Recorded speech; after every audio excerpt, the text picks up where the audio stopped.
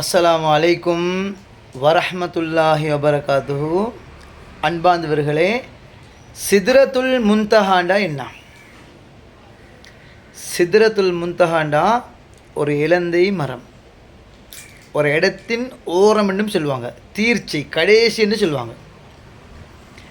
இந்த சித்ரத்துல் முன்தஹா மரம் எங்கே இருக்கி? இந்த சித்ரத்துல் முன்தஹா மரம் 6வது வானத்தில் இருக்கி. இந்த சித்ரத்துல் முன்தஹா மரத்தில் கோடான கோடி இலைகள் உள்ளன, கோடான கோடி பழங்கள் உள்ளன. இந்த இலைகளோட ஷேப் யானையின் காதை போன்று இருக்கும் ஷேப். பழங்களோட ஷேப் குடங்களை போன்று இருக்கும்.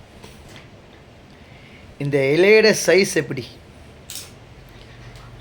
அந்த சித்ரத்துல் முன்தஹாலிருந்து, அந்த மரத்திலிருந்து ஒரு இலையை பறித்து கொண்டு வந்தால், கலட்டி கொண்டு வந்தால் இந்த உலகத்தையே மூடலாம். அந்த மரத்துடைய சைஸை அல்லாஹ் தவிர யாருக்கும் தெரியாது. அந்த மரத்தில் ஒரு இலை தங்கத்தில், ஒரு இலை வெள்ளியால். அந்த மரத்தை சுற்றி தங்க வெள்ளி வண்ணாத்தி பூச்சிகள் சுற்றி கொண்டிருக்கும்.